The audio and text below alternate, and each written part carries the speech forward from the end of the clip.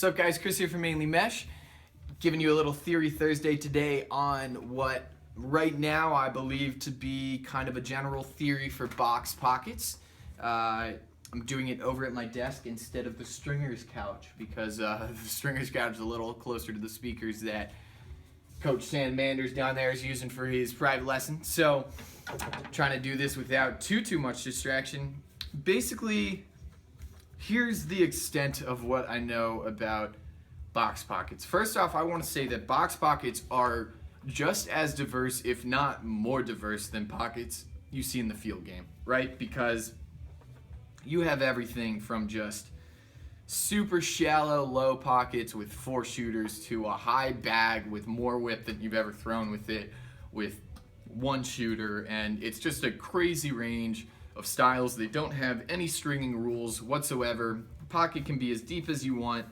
It's box lax. It's all about the physicality, the quick ball movement. Whatever you can use to accomplish that goal is A-okay by the league. So there's a huge variance, but some of the themes that I started to see, and most of this is, you can see to an extent the way pockets work on, on TV with the NLL streams, but what was really enlightening for me was being able to go down to the World Indoor Lacrosse Championships this year and see some of them, through the glass and where the ball was sitting. If you think about box lacrosse, so much of box lacrosse is done from, a non-traditional release, right? So you're either doing straight overhand, pulling with your bottom hand a lot so that the ball's snapping out, or you're doing some sidearm, behind the back, across your body, shovel shot. It's this crazy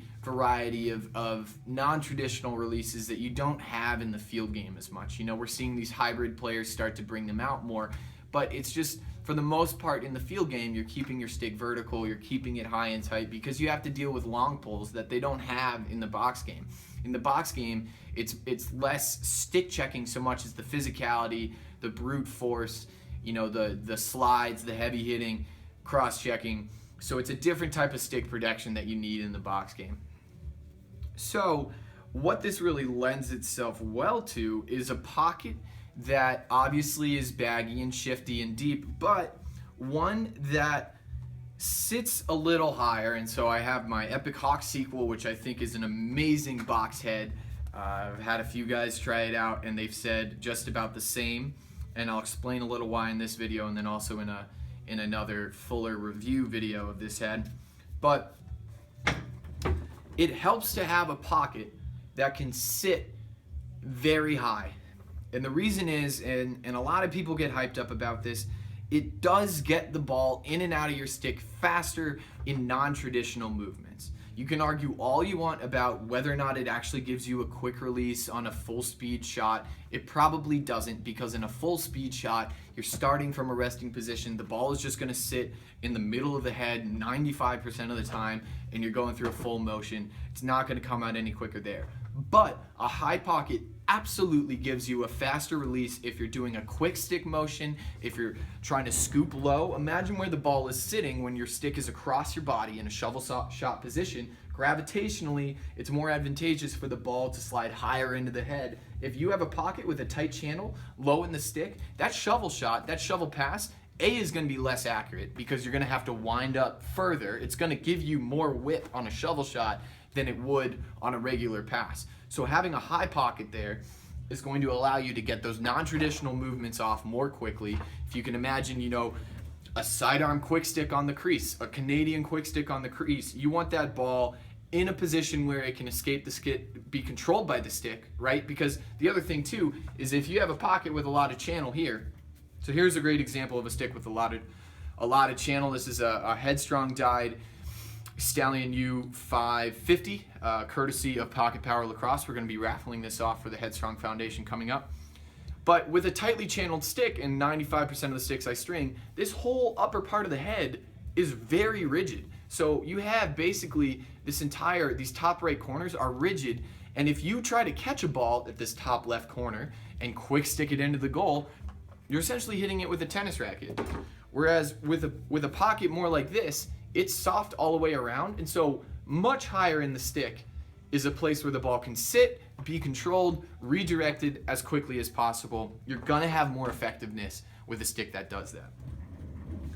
Second largest misconception I see when kids ask me to string box pockets is that the hold is the craziest thing that you've ever seen in your entire life.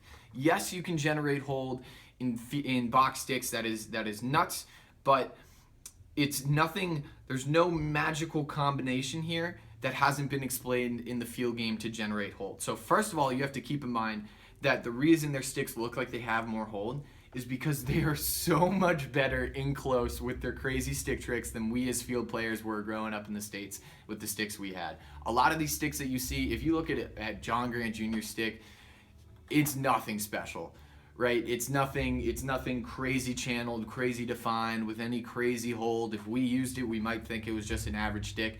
The guy is a legend, and his stick control is insane, right? So whereas a guy like Lyle Thompson actually uses a stick with a lot more whip, so something that we would probably traditionally say has more hold.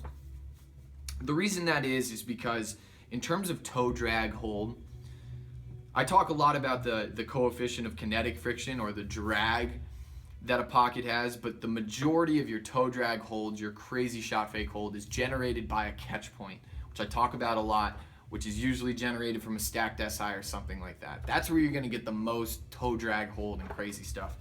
Most box pockets don't have a catch point, right? Because you're trying to have a pocket that can sit higher, and if you have this tightly defined channel, like I said, the pocket's not gonna be able to sit high enough.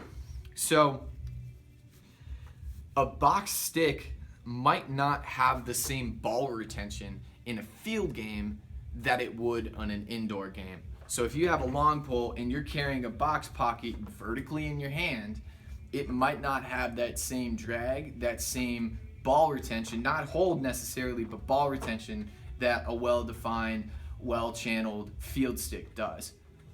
But it's gonna absolutely outperform a field stick in terms of quick touches in tight, all that crazy stuff. Having 4 shooters, it totally depends on how you string them. If you have 4 woven shooters and you pull the bottom one really tight, you're gonna have crazy hold. If you have 4 rolled shooters, you're gonna have no whip whatsoever and a decent amount of hold, right? So the shooting string setup is nothing that we haven't seen in the box game. I mean, in the field game.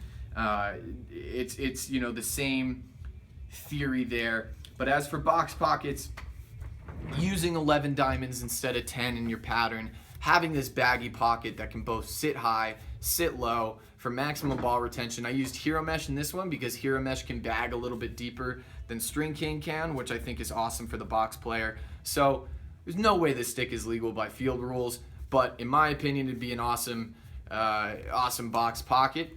I will absolutely get the pattern up in a different video for you guys, but I have a feeling I've been talking for a while now. So let me know any more questions down below. That's just what I've seen. This is a topic that I by no means claim to be an expert in, but I'm kind of defending myself there by saying there's so many different styles. Obviously, at the end of the day, it's still the player more so than the stick. So let me know if you guys have any comments down below. Love hearing from you Canadians as to what you guys use, what you guys think. It's just fun stuff, and I definitely think there should be a different pocket that's best in box.